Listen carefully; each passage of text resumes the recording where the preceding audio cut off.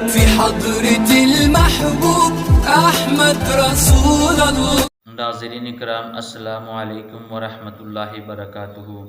اعوذ باللہ من الشیطان الرجیم، بسم اللہ الرحمن الرحیم۔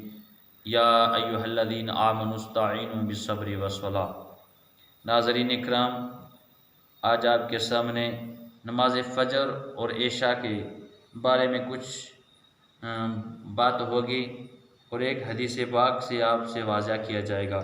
حضرت ابو ہریرہ رضی اللہ تعالی عنہ بیان فرماتے ہیں کہ رسول کریم صلی اللہ تعالی علیہ وسلم نے ارشاد فرمایا، اگر لوگوں کو معلوم ہو جائے کہ اذان اور صف اول میں ثواب کتنا ہے اور پھر اس ثواب کو حاصل کرنے کے لیے وہ قرآن اندازی بھی کریں تو قرآن اندازی بھی کرتے، اور اگر انہیں معلوم ہو جائے کہ نماز فجر اور عشاء مسجد میں پڑھنے میں کتنا ثواب ہے، یعنی فجر کی نماز اور عشاء کی نماز مسجد میں پڑھنے میں کتنا ثواب ہے، تو لوگ ایک دوسرے سے سبقت کرنے لگیں، اور اگر انہیں معلوم ہو جائے کہ ان دونوں نمازوں کی فضیلت کتنی ہے تو گھٹنوں کے بل آنا پڑے تو پھر بھی آئیں۔